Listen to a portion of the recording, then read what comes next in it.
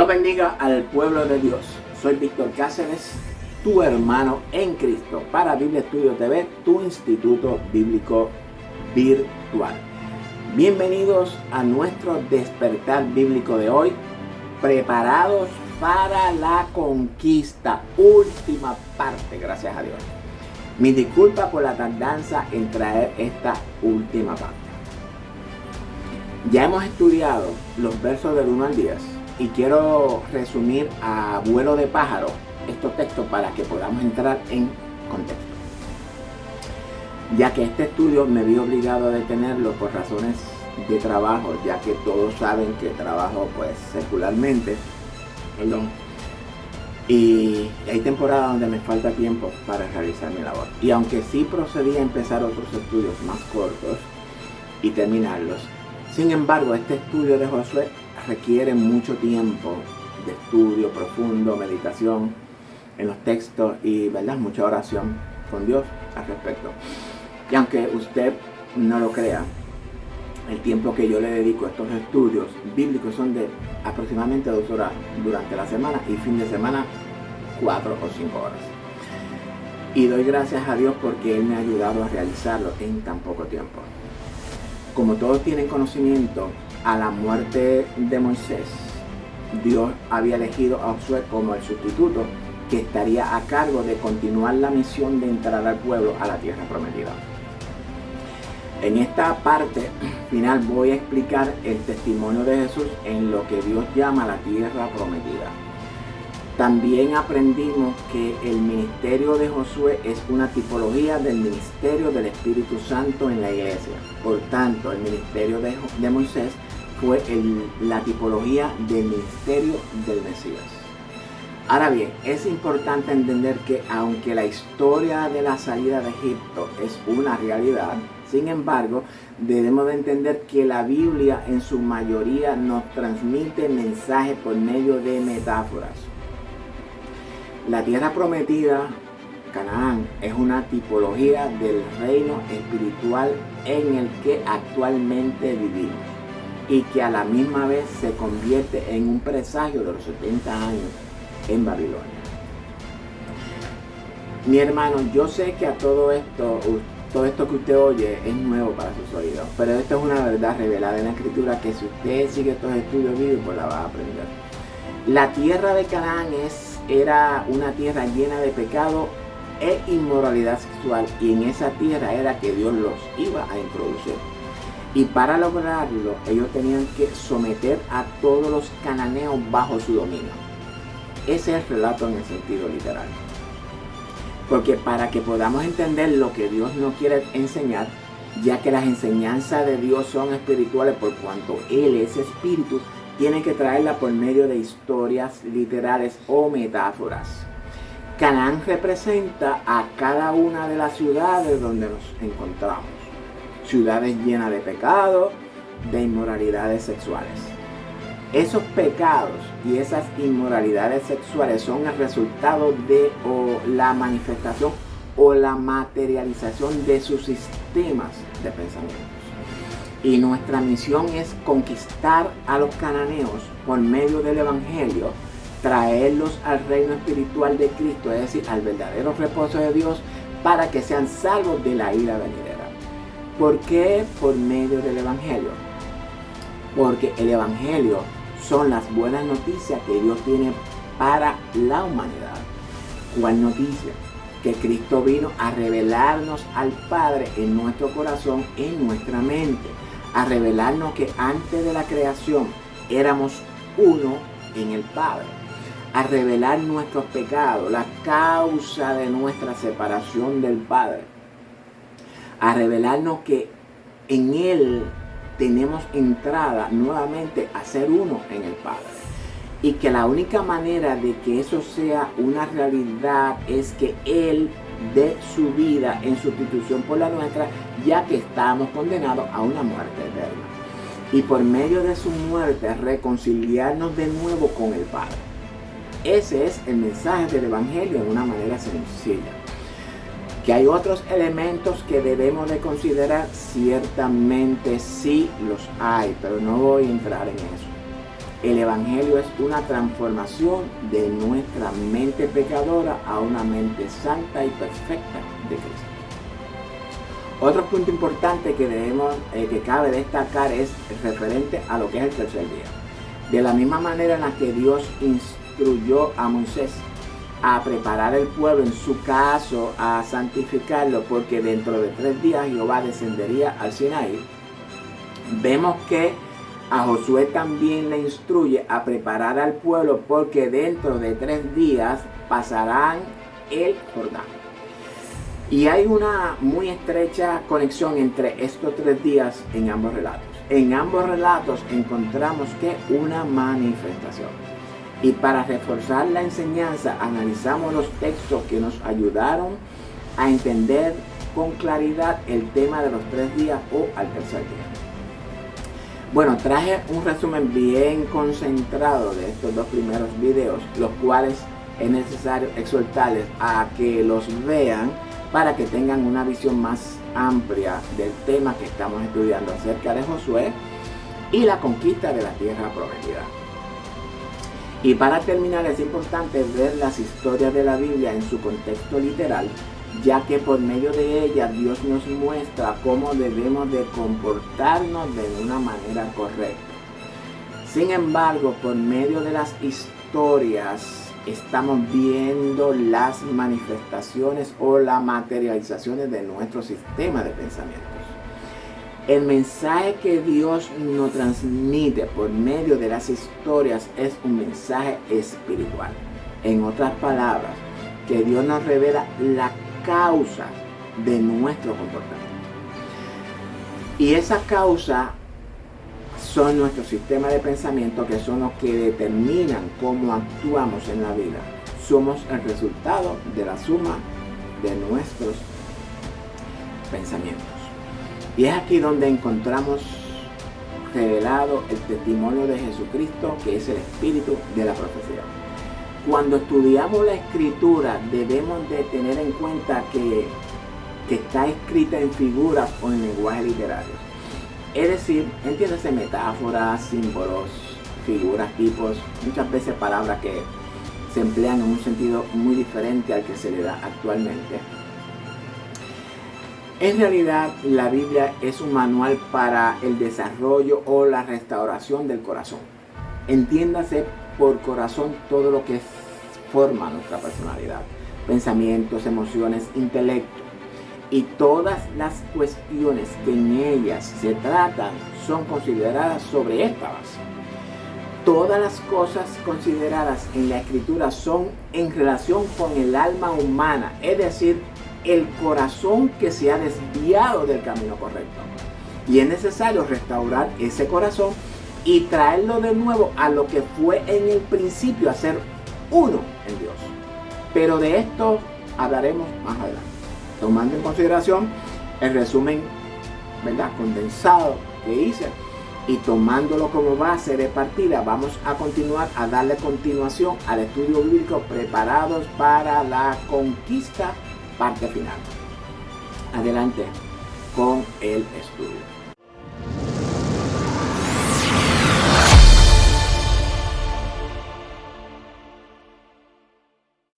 Y vamos a leer el verso 10 y 11 para atarlos y darle la continuación al estudio.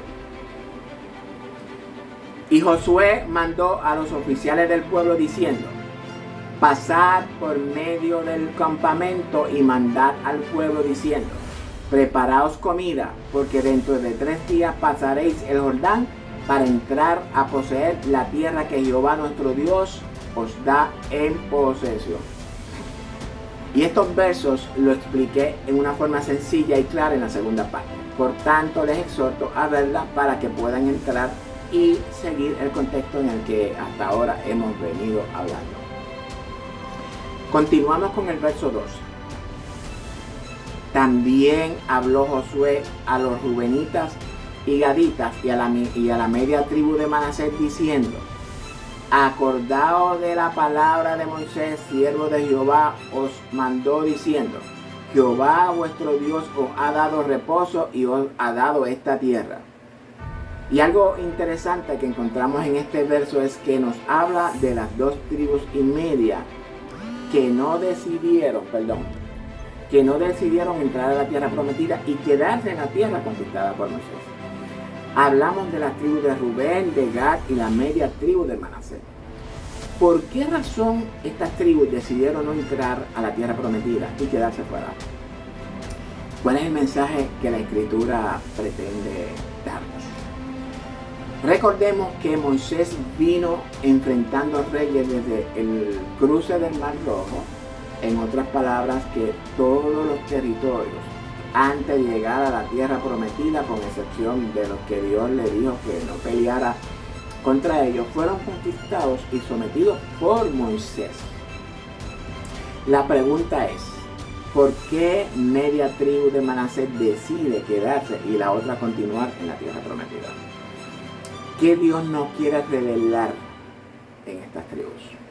De esta pregunta se desprenden un par de grandes enseñanzas. Ambas enseñanzas subyacen ¿en qué? En los estados mentales del pueblo, jóvenes. No puedo decir otra cosa. ¿Por qué siempre traigo a reducir los estados mentales? Lo hago con la intención de que el pueblo de Dios entienda, comprenda y discierna que todo el conflicto entre Dios y el hombre radica en nuestro sistema de pensamientos. Todo lo que hacemos en nuestra vida, lo hacemos por medio de procesos mentales.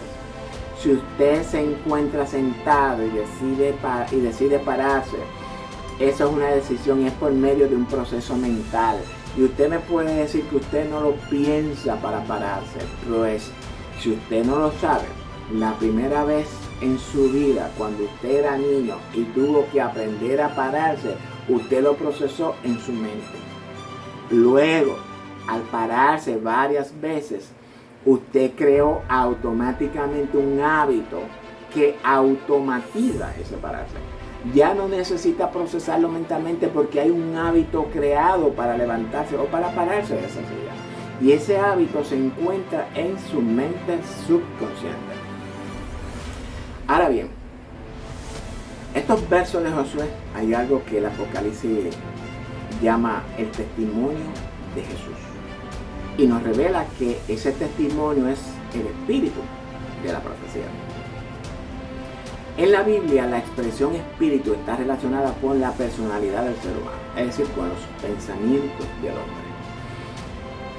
Esa personalidad en el hombre se desarrolla en el cerebro, que es una masa encefálica, también conocida como materia gris, la cual está dividida en 2 hemisferios, llamados conciencia y subconsciencia.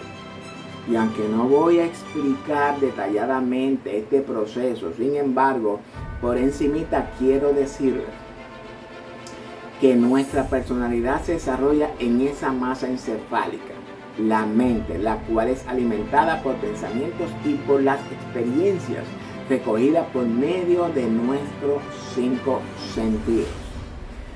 Es ahí donde radica nuestro conflicto con Dios. No es que Dios tenga ningún conflicto. El conflicto es interno, en nuestra mente. Obediencia a Dios versus desobediencia. Nuestra voluntad está dominada por uno de estos 2 poderes. Ezequiel nos revela en el capítulo 43 que su pueblo hemos contaminado su santo nombre, es decir, su santo y perfecto carácter. ¿Cómo lo hicimos? Poniendo un contrafuerte contra el contrafuerte de Jehová. Y hemos dividido con una pared a Jehová de nosotros. ¿Dónde hicimos eso? Eso lo hicimos en nuestra mente, en nuestro corazón, porque somos el templo de Dios. Esa pared fue que Adán puso entre Dios y él. Una pared que lo independiza de Dios. Espero que en el Señor que esta pared haya sido derrumbada en su corazón y que haya vuelto a ser uno en Dios. Yo sé que sus líderes no les enseñan esta verdad revelada en la Escritura. El pueblo de Israel, el cual es tipo del mundo actual, estaba sometido bajo el poder de la desobediencia o del mal. El conflicto de Dios con el hombre es hacerlos reflexionar para que salgan del dominio de la desobediencia y se conviertan a Jehová. Cristo vino a derrumbar esa pared que nos divide de Dios para que seamos entonces un solo pueblo en Dios, el cual tiene el poder para destruir la desobediencia y poner obediencia en nuestro corazón. Eso es una explicación bien resumida, ¿verdad? No quiere decir que eso es así de fácil y sencillo como lo dije. Ahora bien, voy a empezar diciendo que un gran número de personas que pertenecen al pueblo del Señor están satisfechos con su desarrollo espiritual. Es decir, que no les interesa crecer en el conocimiento de Jesucristo. Eso es lo que le hemos llamado zona de confort. La zona de confort es el resultado de un modo de pensar negativo, un modo de pensar que no ve más allá de sus narices, un pensamiento acomodado al mundo. Estas personas están listas para acomodarse en el mundo y disfrutar de lo que según ellos es la vida cristiana que agrada a Dios. Estas personas no han entendido el mensaje del Evangelio. No parece tener dentro de sí la intensa alegría de vivir conforme a la voluntad de Dios, ni el gozo de buscar al Señor y de avanzar hasta la plenitud de encontrar a Dios en ellos mismos por medio de Jesucristo. Ahora bien, Josué les recuerda a los rubenitas, a los gaditas y a la media tribu de Manasés que Moisés le había dado orden, o mejor dicho, había cedido su petición y le prometió el territorio al oriente del Jordán, mientras que el resto de Israel debería de atravesar el Jordán y ocupar la tierra al este del río Jordán. Dice la escritura que las tribus de Rubén y Gad eran muy prósperas en ganado, y el territorio del oriente, es decir, donde nace el sol, también se usa referente a la verdad. Este territorio era apropiado para la crianza de ganados.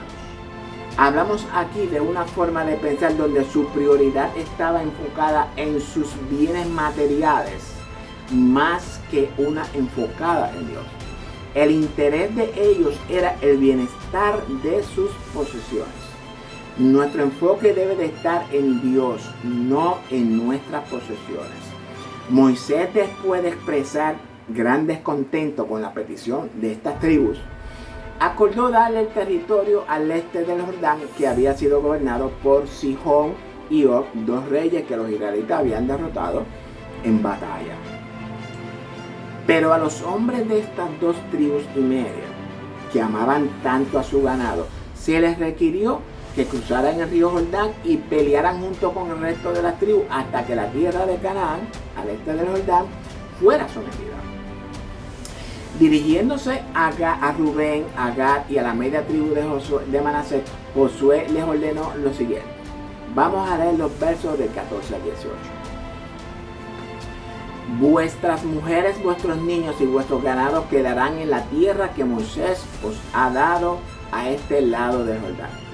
Mas vosotros, todos los valientes y fuertes, pasaréis armados delante de vuestros hermanos y les ayudaréis.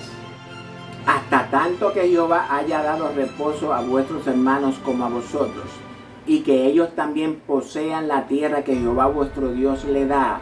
Y después volveréis vosotros a la tierra de vuestra herencia, la cual Moisés, siervo de Jehová, os ha dado, a este lado del Jordán, hacia donde nace el sol, y entraréis en posesión de ellas. Luego de que Josué les recordara las órdenes de Moisés en cuanto a ir con sus hermanos a la batalla, vamos ahora a escuchar la respuesta de ellos en relación a este asunto. Y por medio de la respuesta vamos a descubrir sus verdades o sus intenciones. Verso 16. Entonces respondieron a Josué diciendo: nosotros haremos todas las cosas que nos ha mandado, e iremos a donde quiera que nos mande. De la manera que obedecimos a Moisés en todas las cosas, así te obedeceremos a ti, solamente que Jehová tu Dios esté contigo, como estuvo con Moisés. cualquiera que fuere rebelde a tu mandamiento y no obedeciere a tus palabras en todas las cosas que le mandes, que muera, solamente que te esfuerces y seas valiente. Es decir, que estas personas se comprometen con Josué a obedecer todo lo que Moisés le ordenó. Y esta es la típica reacción del creyente que siempre dice que sí a todo. Esos creyentes que usted le dice algo, ellos siempre están de acuerdo, sí. Sin embargo, no cambian su manera de pensar. A este tipo de personas, con el respeto, ¿verdad?, que ustedes se merecen, yo le llamo hipócritas. Si usted ha desarrollado la sabiduría, podrá darse cuenta de que este tipo de pensamiento está envuelto con la hipocresía. Dicen que sí a todo con el fin de lograr un objetivo en particular, pero más adelante manifestarán sus frutos. Aunque habían recibido su herencia al este del río Jordán, se les requirió, que cruzaran el Jordán y ayudaran al resto de las tribus a entrar a sus respectivas herencias. Yo me imagino que Moisés, al pedirle esta ayuda, era con la intención de que cuando ellos vean la tierra, cambiaran de opinión. Esa es mi opinión personal, no lo dice la Biblia. Esta acción nos revela la verdad de todos aquellos que escuchan la palabra de Dios, la obedecen, sin embargo su corazón sigue ligado al mundo material. Al fin de cuentas, vuelven nuevamente atraídos por lo que habían dejado atrás. Lo mismo hizo la mujer de Lot. Sin embargo, el problema de permanecer al lado este era que el río Jordán separaría a Rubén, a Gad y la media tribu de Manasés de Jerusalén, de Sión, de la tienda de reunión, del altar de sacrificio, del sacerdocio y del arca del pacto y de la manifestación de la gloria de Dios mismo. Estas personas prefirieron volver atrás donde todo es perecedero y perdieron todo lo que es eterno. Me recuerda al joven rico que dejó todo lo eterno por lo perecedero. Ahora bien, en el sentido espiritual, ¿qué nos ilustra el Jordán? El libro de Josué es uno de los libros donde podemos encontrar el testimonio de Jesús. Cuando leemos las historias bíblicas, es bueno interpretarlas literalmente para que aprendamos, como dije anteriormente, a escoger lo bueno y botar lo malo. Y aunque esas enseñanzas nos edifican en nuestro comportamiento, Dios nos revela algo espiritual, que como dije anteriormente es el testimonio de Jesús, que es el espíritu de la profecía. Para que entiendan claro, profecía se refiere a toda la escritura. Pedro dice que tenemos la palabra profética más segura, la escritura del Antiguo Testamento. Todos sabemos que para que el pueblo pueda entrar a la tierra prometida, es decir, al reposo de Dios, era necesario cruzar el Jordán. El Jordán ponía límites al pueblo. El Jordán, al igual que el Mar Rojo, era un desafío para ellos. ¿Qué nos ilustra el Jordán? El Jordán nos ilustra el poder del pecado en nuestras vidas. Para poder entrar a la tierra prometida, al reposo de Dios, era necesario vencer la barrera del pecado en nuestros corazones, amados. Ese era el primer paso, porque una vez vencido el poder en nuestras mentes, al entrar a la tierra prometida, entonces nos encontraremos con las murallas de Jericó. Todos conocemos la historia, pero ahora Dios quiere que meditemos en esa historia para que podamos darnos cuenta de lo que pasa o que pasó con cada uno de nosotros espiritualmente. El Mar Rojo ilustra la esclavitud, el sometimiento en el cual nos encontrábamos antes de que Cristo llegara, antes de que Cristo nos salvara de esa esclavitud del mal. El cruzar el Mar Rojo ilustra esa liberación de la esclavitud del mal, esa adquirida por Adán. Todos los seres humanos fueron liberados de la esclavitud del mal por medio de ese bautismo. El bautismo me refiero a que el pueblo pasó por medio de las aguas, sepultura, y que cruzó al otro lado. Nos ilustra la resurrección. En resumen, Moisés y la liberación de Egipto por el Mar Rojo es tipo de la obra salvadora de Cristo. Esa obra es por gracia a favor de toda la humanidad, ya que yo he hablado de esa gracia anteriormente. Sin embargo, que hayamos sido liberados de la esclavitud no significa que hayamos sido liberados del pecado. Esa liberación de la esclavitud simboliza a la liberación de ese mal que nos condenaba a la muerte eterna, a la cual habíamos sido condenados por causa de nuestra desobediencia, amados.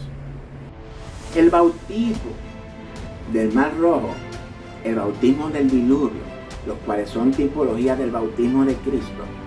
Estos tres son sinónimos, son los mismos.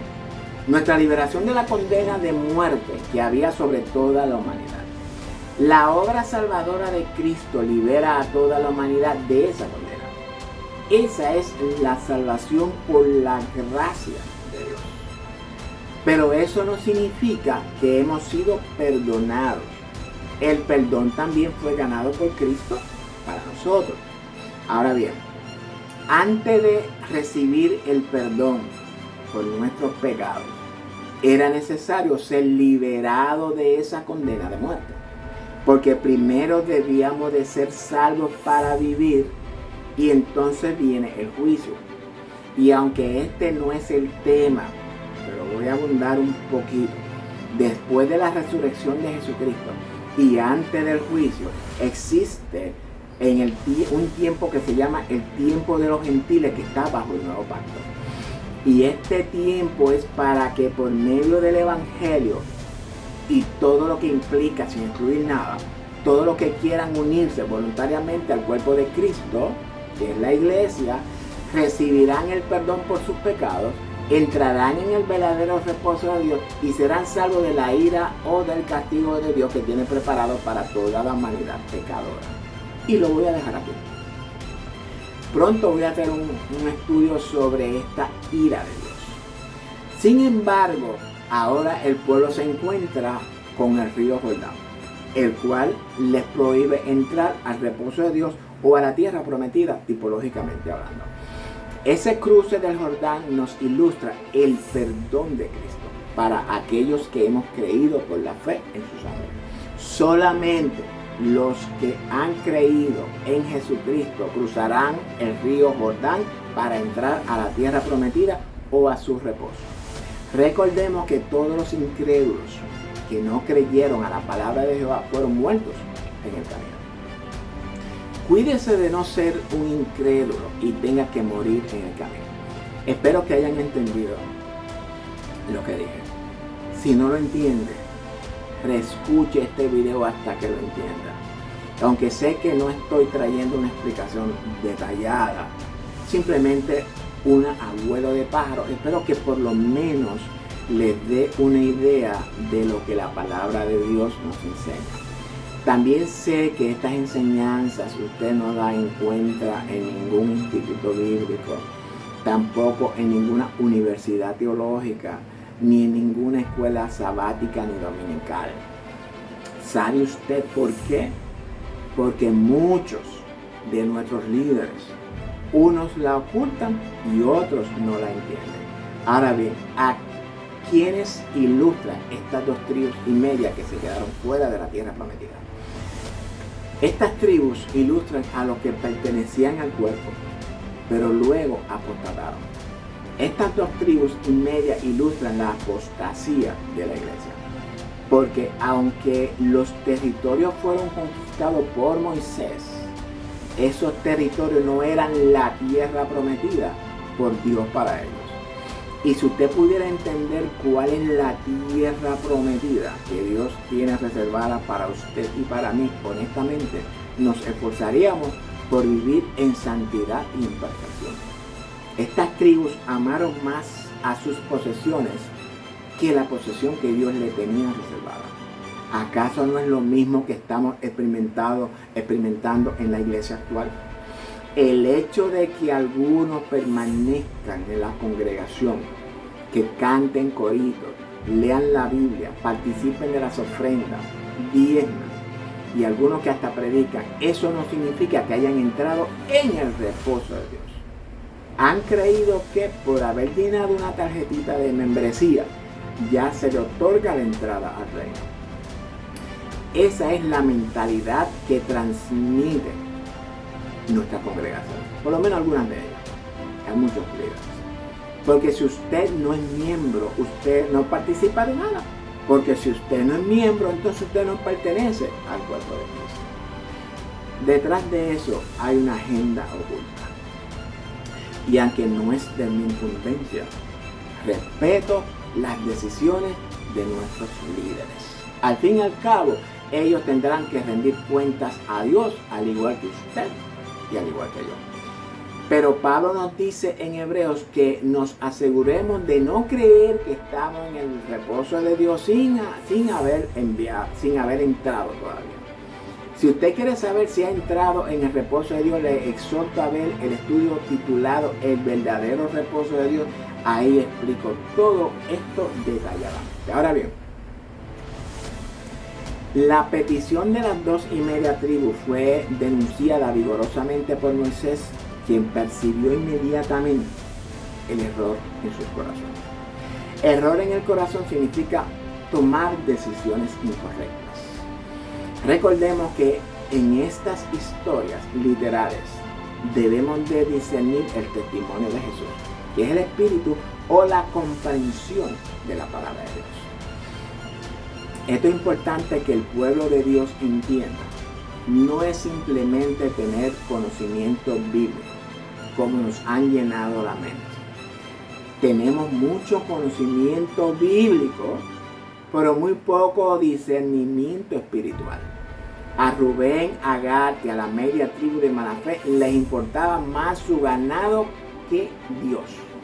A Rubén, a Gad y la media tribu de Manasés le era de poca importancia si estaban o no cerca de la presencia de Dios. Quien se estaba manifestando en medio de Israel y quien estaba moviendo con el arca del pacto. Tampoco les parecía importar si estuvieran presentes o no para ver el cumplimiento de las promesas de Dios hechas a Israel. Si las demás tribus tendrían éxito o no en obtener sus herencias. ¿Qué actitud podemos percibir en estas tribus? Vemos en estas tribus, en estas 2.5 tribus, algunas actitudes negativas. Desinterés por los asuntos de Dios, avaricia, hipocresía, mentiras, independencia de Dios, idolatría, la cual más adelante es una realidad en ellos. Sus corazones estaban con su ganado. No podemos servirle a Dios y a Mamón. Estas tribus decidieron servirle a Mamón. ¿A quién le sirve usted? Porque vemos que estas tribus no tenían el deseo ferviente de seguir a Dios y de llegar a conocer a Dios. Dios no estaba en sus pensamientos. Sus corazones y mentes estaban enfocados en sus familias y ganado para que tuvieran comodidad. Y no es que cuidar nuestra familia y posesiones sea malo. Eso es bueno y les exhorto a todos que lo hagan. El asunto radica sobre la base en la que lo hacían. Y muchos en la iglesia actual viven esa misma actitud o ese mismo estilo de vida. Han hecho de su vida cristiana una vida de confort o de comodidad. Estamos actuando de igual manera que esas tribus que tenían apariencia de piedad, pero sus obras no daban testimonio a su favor. Somos responsables de nuestros actos. Cosechamos todo lo que sembramos, más de lo que sembramos y luego de haberlo sembrado. Y ese terreno en el que sembramos es nuestra mente. Sembramos semillas malas, cosechamos frutos malos. Estas tribus no estaban comprometidas con el Señor de Israel. Estaban comprometidas con sus ganados, sus riquezas y sus posesiones eran sus dioses. Rubén, Gad y parte de Manasés lograron hacer más difícil para sí mismos el poder disfrutar el aspecto más precioso de tener la presencia de Dios en sus corazones. Qué decepcionante para Dios enfrentar esta actitud. ¿Cómo te sentirías si a las personas que amas o que más amas solo les importaran los regalos que tú le dieras? Y no les importara si estaban cerca de ti o separadas de ti. ¿Cuál sería tu respuesta? ¿Comenzarías a buscar a otros a quienes les importara más tú y no solo lo que tú pudieras hacer por ellos? Este es el caso de hoy en día. No aman a Dios.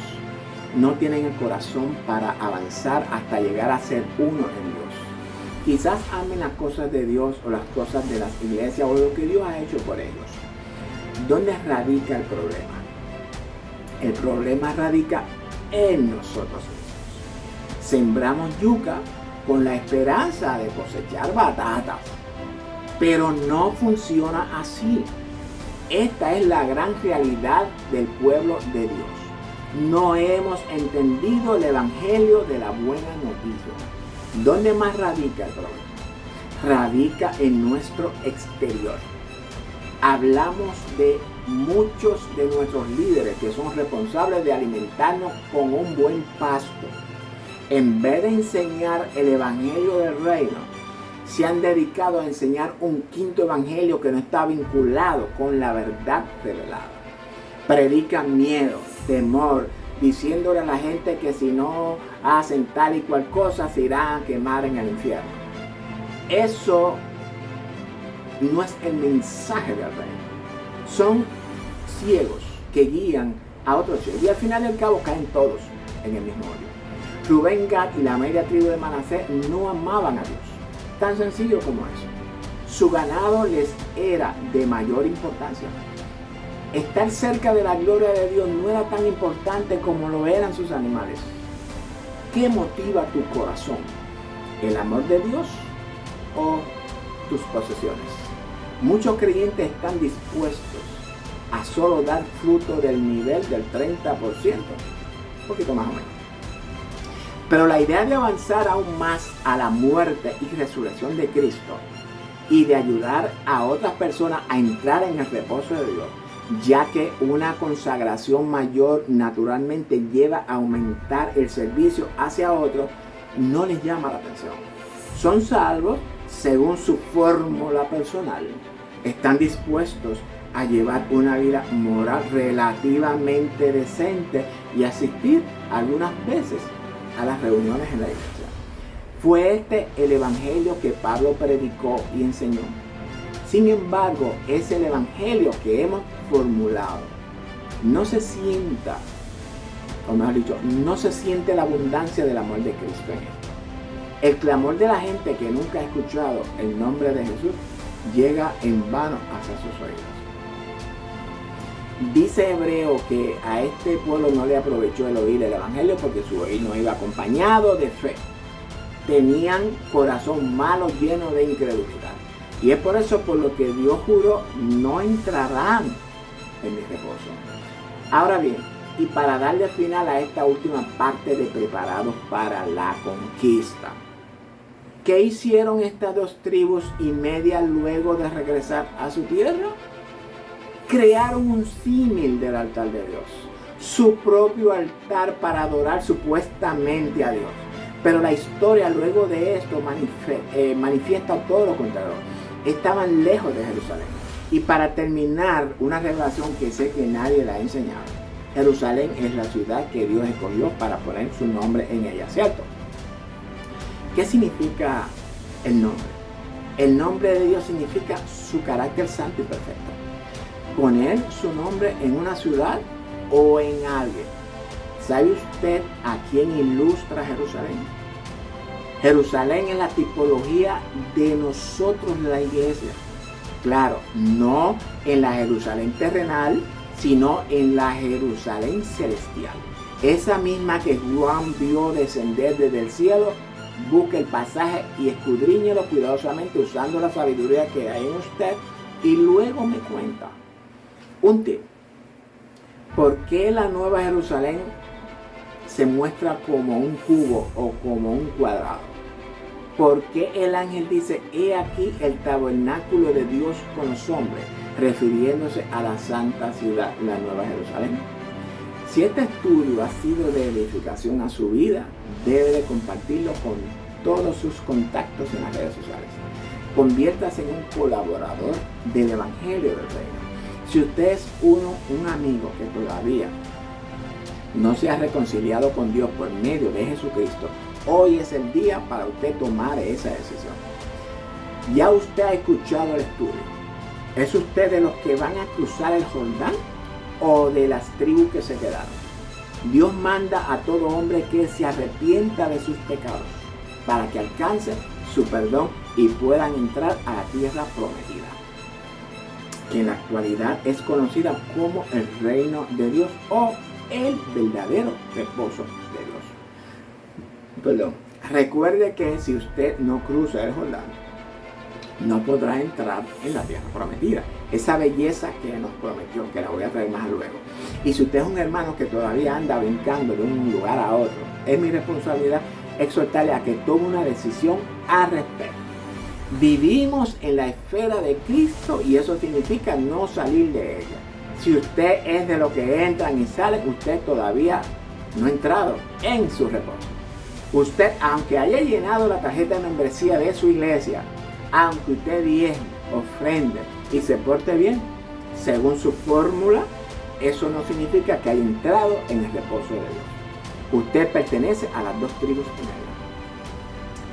Gracias a todos por invertir su tiempo mirando estos estudios bíblicos en particular preparados para la conquista, el cual finalmente logré terminarlo para ustedes. Así que no se pierdan nuestros estudios que están subiendo semanalmente a YouTube, nuestro canal de YouTube, Facebook y Rumble. Les invito a ver nuestro estudio bíblico, El verdadero reposo de Dios, porque ahí yo explico muchas cosas que todos debemos entender. Los amo en el amor de Jesucristo. Será hasta la próxima, si el Señor permite. Shalom para todos.